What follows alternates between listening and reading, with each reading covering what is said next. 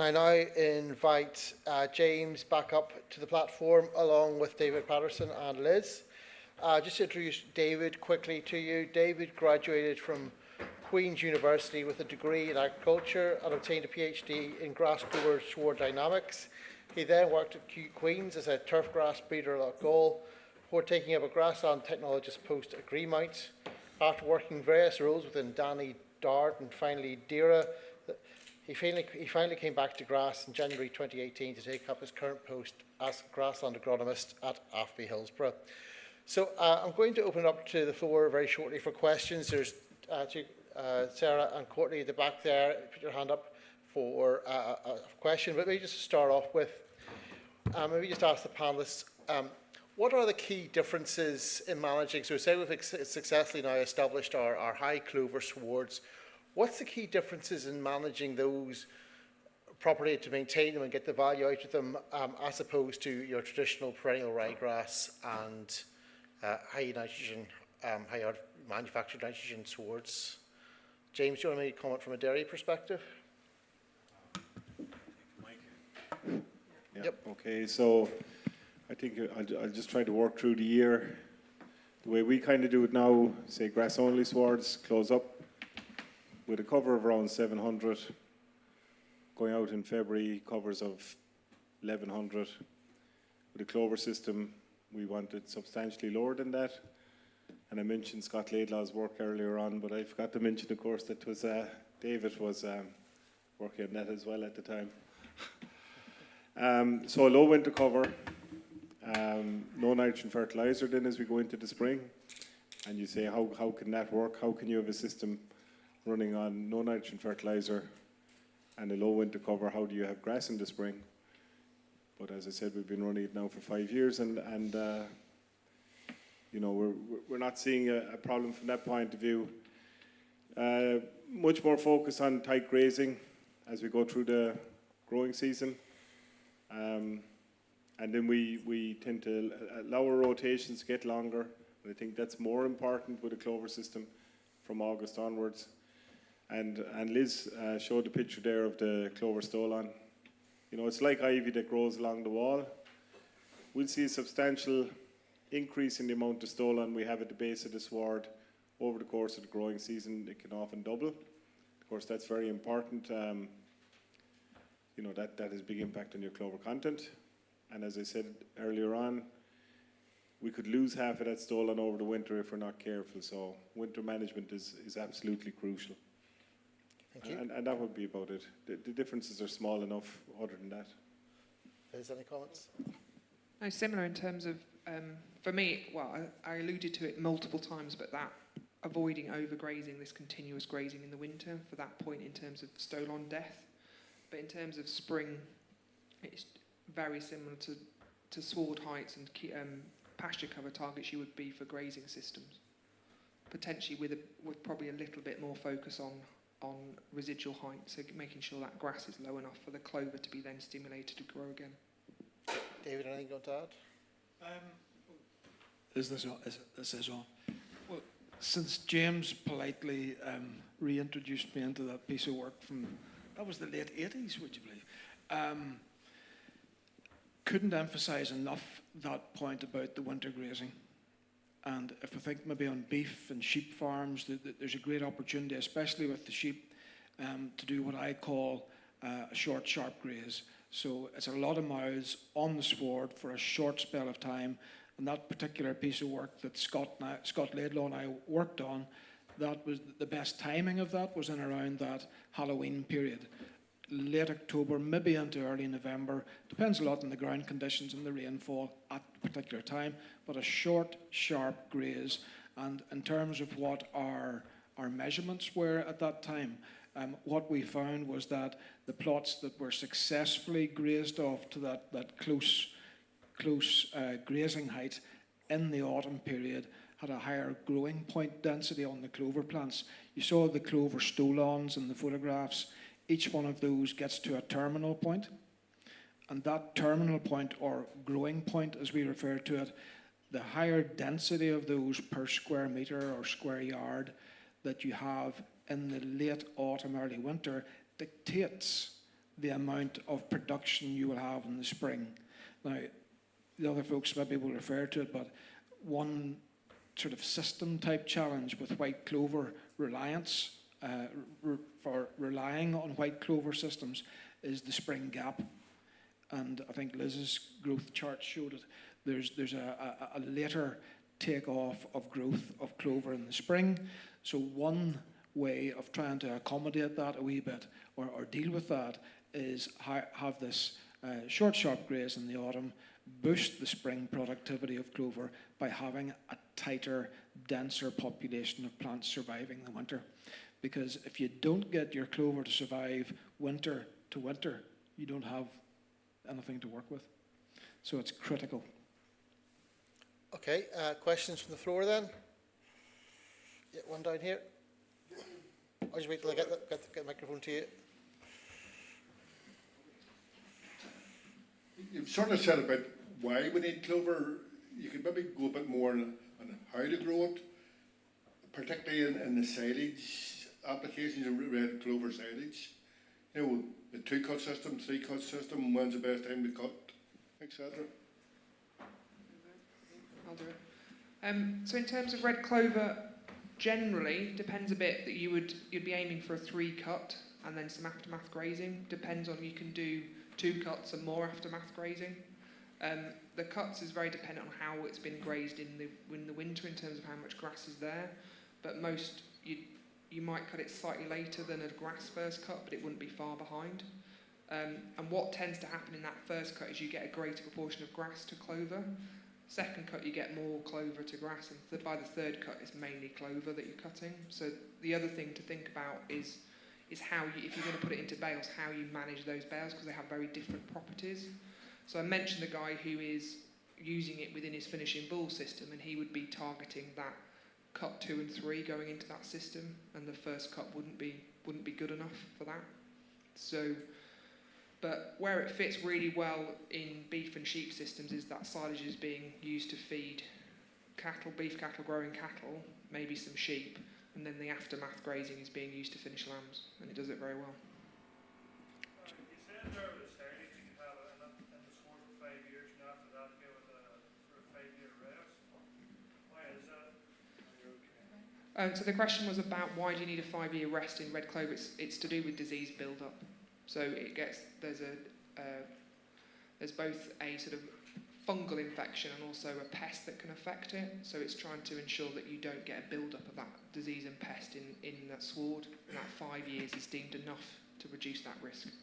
So it's not the same, but it's a bit like trying to avoid brassicas in the same field. It's that sort of idea. We're just trying to give a break to that sward. And what you can do is establish a sward that is red clover, white clover grass, and as that red clover dies out, you're left with a white clover grass-based sward, which then lasts 5 years, and it gives you sometimes enough of a break from red clover to then start it again. But I would, depending on your circumstance, would also harvest some of that nitrogen, maybe through a whole crop or a cereal crop if necessary. James, I know you've been looking at red clover silage and those kind of longer term mixes. Do you want to comment on your practice? So we're working on the same principle that as the red clover dies out over time, that we'll then be left with a white clover sward. There's a huge amount of interest in red clover and silage ground on outblocks, you know, where farms are fragmented and you make silage on the outblock, partly because you can grow the red clover on the outblock with no nitrogen fertilizer, and then you can continue with nitrogen fertilizer on the home block. That's the way our dairy farmers are thinking. So in terms of establishment, I think an April establishment is best. Burn it off with Roundup. We'll do, I think April is a good time to put it in. It might be ideal. You might like to get off the first cut, but what we'll do, burn off within a week, cultivate. We use the disc. 2 runs of a disc, 2 runs of a power harrow. We put in a seed mixture, red clover seed mixture, 4 kilos of red clover, 8 kilos of perennial ryegrass. We're actually using a mix of 4 kilos of perennial ryegrass, 4 kilos of hybrid ryegrass, and we put in a kilo of white clover as well. Roll it, spray it after 6 weeks with Clover Safe Spray, Clover Max, DB Plus are the trade names we'd be dealing with. And if we put in an April reseed, you're talking about taking your first cut in July, middle of July, second cut in end of September, end of August in our case. Very wary of making silage after the end of August, first week of September, so we take a zero grazing then. You could get around 2 tons of zero grazing in November, or you could graze it, depending on how you're set up. The next year then, we'll zero graze it again in the spring because we have, that's in March. First cut then is recommended around the 20th of May, similar to and certainly not allowing the first cut to go into July, and then like the reseed, second cut middle of July, third cut end of August, zero grazing. That's how we're managing it as we speak. David, anything you want to add on the red clover silage? Just a quick comment. AFB trial from a few years ago now, I think it was 2014 published, but essentially it was monocultures, be it from straight grass right the way through to straight pure red clover, fed with slurry only. So 4 cuts taken, and even after I think it was the 4th harvest year, the red clover was still there in the pure stand and had out-yielded the Italian ryegrass, the perennial ryegrass, pure sown stands. So tremendous productivity there. We can get into the subject of quality and how to make silage and all of that, but purely and simply in terms of yield ability, even after 4 years, there was still 70% of the red clover stand as pure red clover. There was some ingress of grass weeds, of course, but tremendous productivity over 4 years. Just come back in there again because the other thing is absolutely crucially important is potassium fertilization. So for every ton of dry matter we expect to take off, we put on 25 kilos of K and 3 kilos of P. So for first cut in late May, take off maybe 5 tons of dry matter per hectare. We put on 125 kilos of K, 3 kilos of P in anticipation of that. I think it's absolutely vital for the longevity of the crop, because organic farmers come in and talk to us and they say, well, we put in red clover silage, it didn't last 3 years. I think it's all down to paying very close attention to your P and K fertilization. It's a very hungry crop, huge demand for fertilizer. If I could ask James, just in terms of people making that first step and preparing and even thinking ahead to next spring, it's not that far away now. We've mentioned pH and the importance of that, and you've mentioned, and so has Liz, the importance of P and K follow-ups, whether it's silage or grazing. What about getting the land clean and the soil clean well ahead of that? You've mentioned the post-emergent spray, but there's a lot of docks in our grassland up here. Any comments on how to prepare to get a good clean stand? There's a lot of docks everywhere. No, I think I wouldn't complicate that. I think I'd put on lime. If the ground dried up now, it's an ideal condition. It looks like we're in for a couple of dry weeks, so I put on lime now. Even now. And in terms of the docks, I think Roundup, glyphosate type product next, in advance of the crop. If you're very worried about it, as I said, we tried to turn it around within a week between burning off and reseeding. But if you were very worried about it, go in with the Roundup, leave it 2 weeks, 3 weeks, and if you think it's not after getting a good kill, just go back in with another round of Roundup. And you'll surely have it killed at that stage. That's the best way of getting rid of docks. I did my, David did his PhD on Clover, I did mine on docks. So we've done a lot of at around the same time. But like we did a study recently, and what we did was we put in reseed 2010. We put on we divided the field into 9 sections. First section we gave it no post-emergence herbicide, no treatment.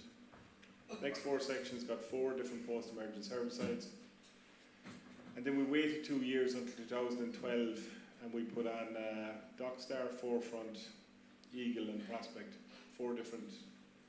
So you get what we were trying to do. We were trying to look at controlling using post-emergence herbicides, and where we were using mature dock herbicides, as we call them.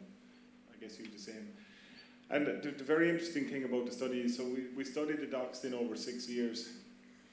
So initially, 2010, you could see no docks in the field in the reseed.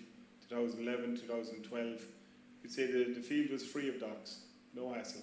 But we were going out counting the docks, so we knew the docks were there, you just couldn't see them. And the real transition then happened between 2012 2013, which is about year 4 into the study. Between year 3 and year 4, next thing the docks started to become very apparent. And by 2016, which was the end of the study, the docks had more or less completely dominated where we'd put on no herbicide. Where we put on the Forefront and the Dockstar, which are not Clover safe, so, but it wasn't a Clover study. Where we put on the Forefront and the Dockstar, we got around a 50% kill, but then the docks multiplied back up. Where we put on Eagle, we got an initial burn off, and then we had as many docks after 3 months as before we put on the Eagle, how you could say. And then the Prospect likewise, we got a very poor kill, and then of course they just multiplied up. But the real lesson for me, it was very, very clear, where we put on the post-emergence herbicides day 1 after reseeding, those, we got a 95% kill day 1 with half the herbicide, and that paddock, those plots remained perfectly clean right throughout the study.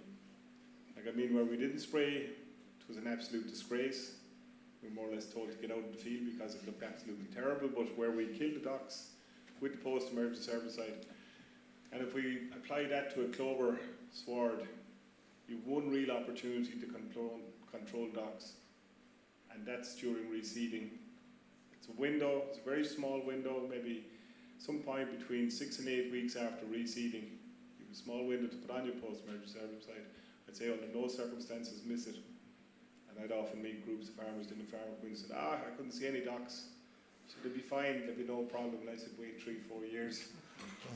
You know, really, whatever you do, if you're putting in clover, put on post-emergence herbicide. Okay, David over here. Do we have a post-emergence herbicide license in North Ireland for currently present? Was Clover safe? So I knew, because the last time I was asked, I had a reseed in the autumn and went into the medical merchant and was told there's no such thing currently available in Northern Ireland. Maybe that's not correct, but certainly there's an issue with post-emergence dot control. And just to have the microphone, just a couple other questions I want to maybe put to James as well.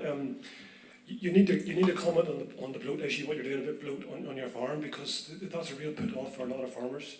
Is the concern with bloat, lose 1 or 2 animals, fright clover, and also what you said about P&K, the cost of that. I'm just wondering, thinking to myself, if I've read Clover sward and have to go and try and source P&K fertilizer, I may just think I'll just put on some 20-10-10 and forget about the red clover. You know, so those are practical issues, James. So sorry for 3 questions. No, on the herbicide one, David, I would have to go back and check. I'm not quite sure at this point in time. Go back to you on that. I could get myself in trouble now, but in terms of if you take Eagle, like we're very restricted in terms of what post-emergence herbicide we're allowed to use. But an interesting thing about Eagle is it's licensed for use in reseeds in the UK. It's not licensed for that use in Ireland. And what you could use Eagle at a half rate as a post-emergence herbicide if that works fine. And I guess it's really available. So is that MCPA? Sorry, Jim, is that MCPA? You're talking? It's 2,4-D based, but the exact Eagle, I don't know about Eagle, but the other ones, the Clover Max and the DB Plus are based on 2. I think there's MCPA in those as well, yeah. But yeah, Eagle is an option. That's more the bloat question, the thing about bloat is we've around 130 cows on the farm in Salahead. We've clover on the farm for the last 23 years. We've lost 3 cows with bloat in that time. So the thing about it is, if a farmer is trying clover, loses a cow with bloat, or maybe loses a few cows with bloat, that is an absolute killer. But in terms of putting people off, the key to managing it is like when Liz showed a picture there of a sward that was 60% clover. It is still only 60%, even though it looks like it's 100% clover, because when you look at how clover grows, it's a bit like an umbrella. The clover leaves sit on the surface of the sward, and then you have the stem growing down into the ground. And if you take the grass tends, during the summer, tends to be beneath the clover. And the key to that, the really worst case scenario in terms of bloat is if you have cows, you skin out the sward that they were in, say the strip, you move them into the next paddock, they're starving, hungry, go in, they whip off all the clover leaf sitting on the surface. And that's really a real trigger for bloat. So one of the measures our farmers take is, say if they're leaving cows in the first place, there are a number of steps you can take around that. One is, if you're say on a 4-day break, or 4 grazing break, 2-day break, with the cows in the paddock here, you go moving them here, don't take 4 grazings off and take 3 grazings, so they're not hungry, go on to the next paddock. Let the cows in, let them graze off the top of the sward, put them back in then and graze out where they were. Does that make sense? The other thing is put up a grazing strip. Say when you're leaving them in first, just put up enough for an hour, 2 hours, force them to graze down into the base of the sward before you leave them off over the rest of the sward, just to take the edge off their hunger. Do you understand what I mean? So if you put them in the field for the first time, like we've used bloat oil, I think it's expensive and it's not particularly useful, because the kind of conditions that are conducive to bloat are often conditions where cows aren't drinking a lot of water anyway. And it's particularly expensive this year, but it's something you can use. But I think management is a better option. Where we're finding the biggest problems with bloat is in late September, October. You know, when grass is running tight at that time of the year. So what we've been doing is supplementing with silage, 2 kilos of silage into the diet, and that breaks up any risk of bloat. The one thing I'll say about bloat is you'll never get it when you expect it.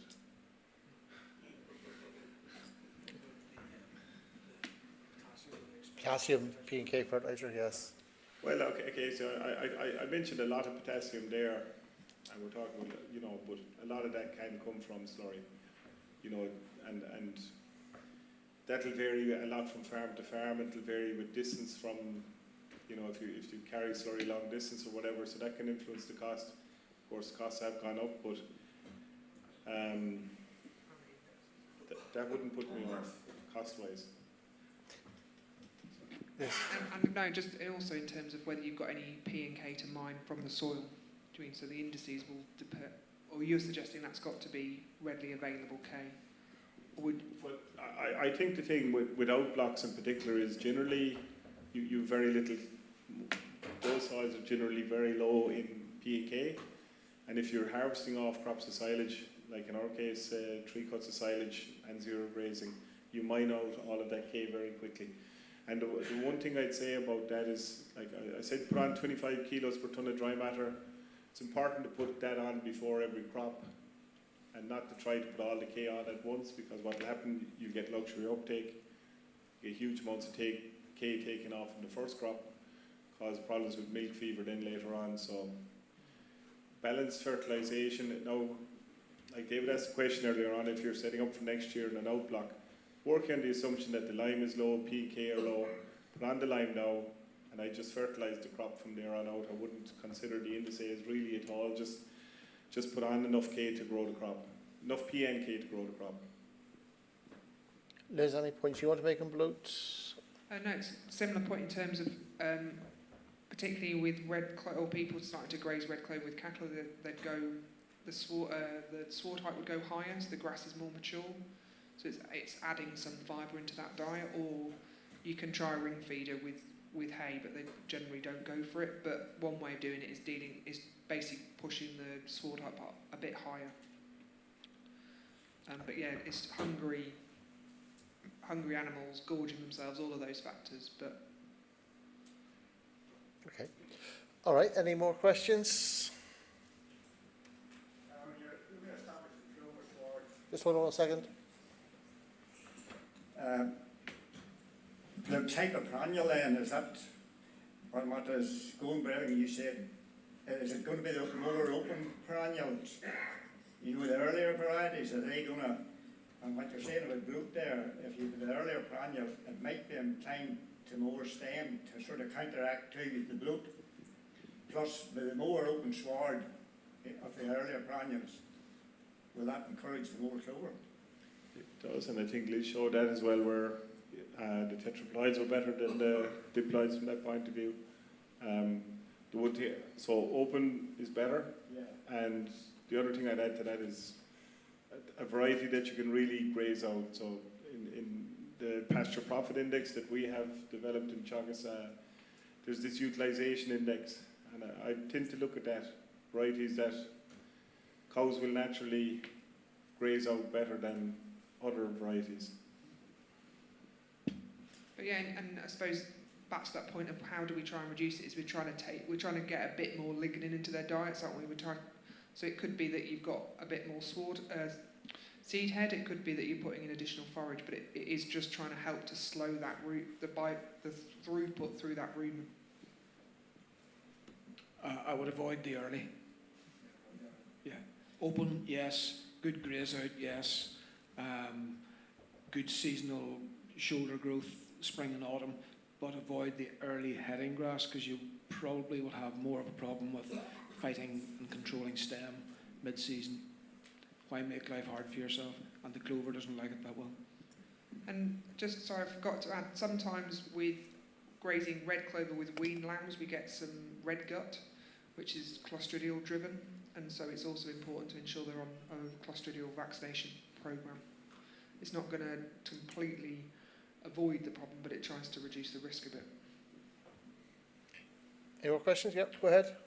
Just taking in what has been said about red clover, is there a need for longer lasting layers, 5-6 years, to avoid having to reseed them so often, or is there varieties in the pipeline already that last longer?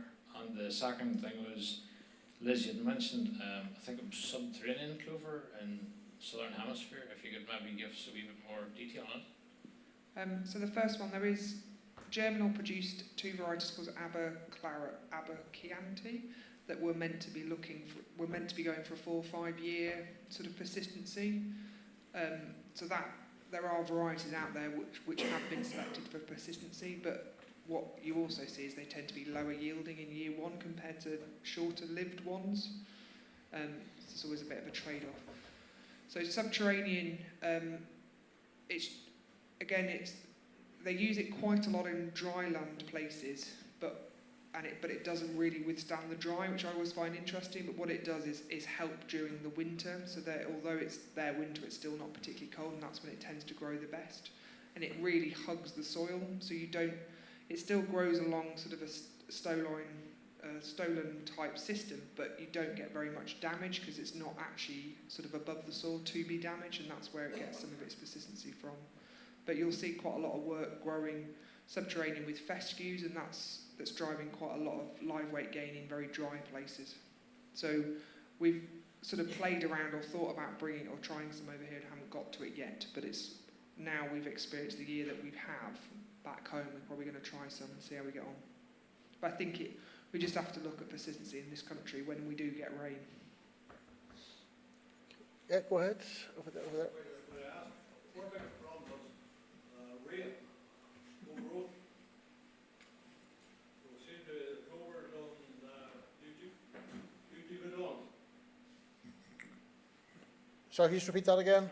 Rain. Rain, yeah. And cold weather. So so the point in terms of it doesn't do well in wet soils or wet conditions, is that the point? Or it still likes it will still respond to moisture as most plants don't like their feet being wet. The risk with grazing it in wet conditions is that you're more likely to damage it, and the red clover is more prone to being killed out at that point. So it's more to do with how we manage them during a wet time and trying to avoid grazing them if possible, just to reduce the risk. But our summer is wet all the time. Yeah, and what we're looking for in that circumstance is a plant that is actively growing to move soil from soil through. Do you mean it's moving water through it? So the way to dry soils out is to get an active, is to be growing something above it, and that at certain times of the year is as the grass's growth rate is starting to shut down. Clover has a role in moving water out of those soils. But if it's very, very wet, it's going to affect all plant growth. James, your wet soils? Yeah, and I think if you take the last few years where we've had, we'd normally say we get a kind of a dry year, drought year, 1 year in 11, but if you go back 1 year out of 11, if you go back over the last 5 years, 17, 18, 19, 20, 21, 22 this year, we've had relatively dry summers. And really, my results are based on that, and I'm a bit concerned about that because some of the earlier work, as I said, back in 2012, remember 2012, I don't know what it was like here, but for us, we got extremely wet conditions right throughout the summer. We had ponding, surface ponding right throughout the summer. Nothing does well under those circumstances. So fertilizer, grass system or clover system, but clover I think suffers proportionately more, white clover in particular, under those conditions. So if you were on a farm like that with surface ponding during the summer, I'd be much more wary about clover under those circumstances.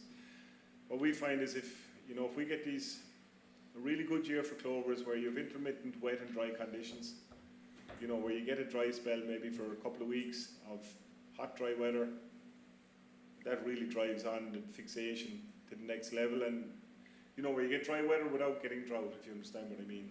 So where you get this good mix of really hot, dry weather and then wet week, that rather than this constant, like we got in 2012, like we got in 2009, the ground never really got a chance to dry out during the summer. And they're bad years for clover, there's no two ways about it. But they're bad years anyway, so whether you go into clover or not, that's the question. But in our case, with the farm that we had, and back in 2012, there was parts of the farm we couldn't get into. We've done a lot of drainage since then, and it's money well spent. But that's another topic, I guess. I would just say that the sort of summer you've had west of the Ban this last 2 years have been better for clover. You haven't had the extremes of rain that you've had on previous summers. Last 2 summers, last 3 in fact, there's been a significant dry spell east of the Ban. Can't do much about that one. But you just will get a slightly later take-off of your clover in the springtime. But you can accommodate that to some extent. It doesn't fix it, it doesn't make it go away, but you can accommodate that to some extent by how you've managed it the previous autumn. Yeah, and it's about managing that and trying to carry some of that productivity over into the spring rotation. That's all you can do. Okay. Any other questions? Yep, standing there. I just following on there something Liz has said, from some David mentioned there about the lack of clover safe products or sprays. Sorry, I think just off the head, it's Square Ultra and Triad were the two. I think were the two licensed ones, and I think maybe Triad's off the market now. But that is an issue we'll have here. So for some farmers say, well, I've no sprays, it's not going to work. Could you just maybe elaborate, Liz, on the overseeding? Like a fair bit of autumn reseeds, July, August up here. If you decide to just go in pure grass, when would you be coming in with your clover? What would be the practice, or what would you recommend next year?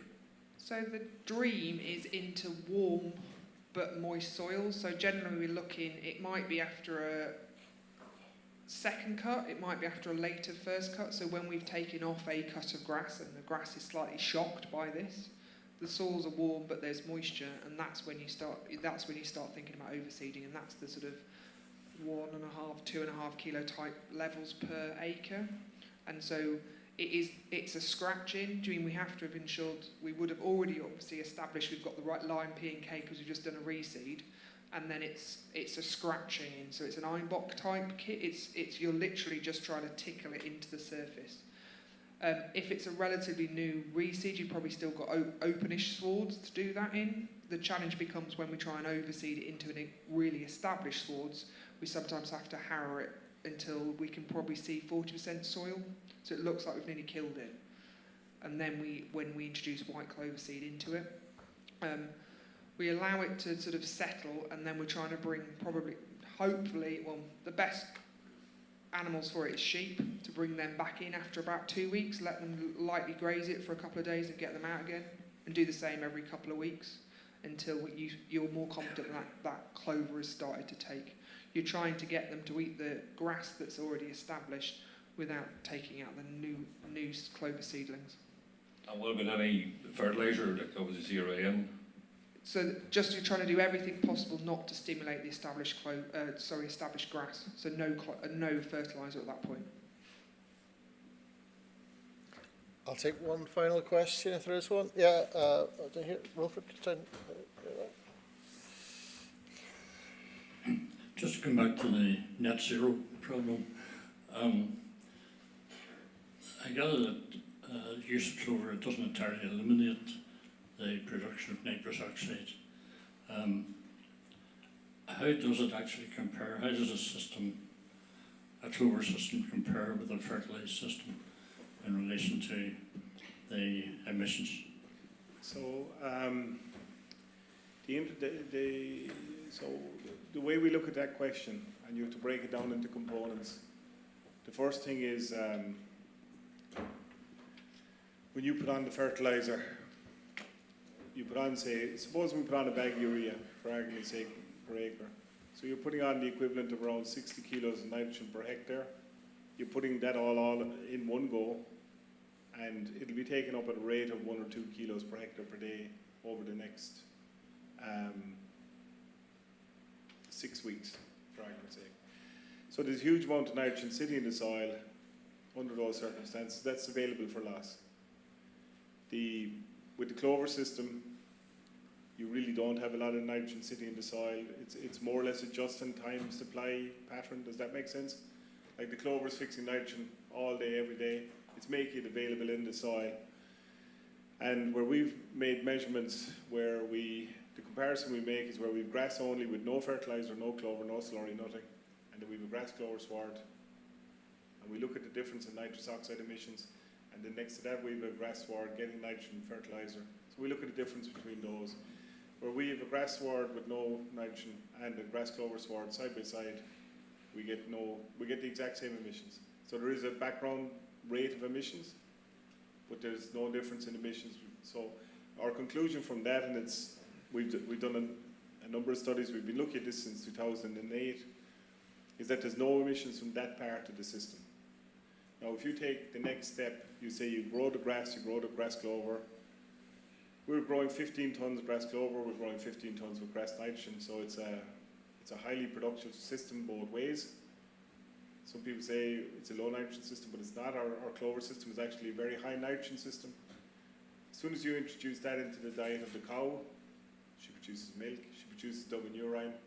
The emissions that we get at that end of the business, from the urine, is the same as from the high nitrogen system. So the real benefit we're getting is in the first step and not in the second step. There's no difference.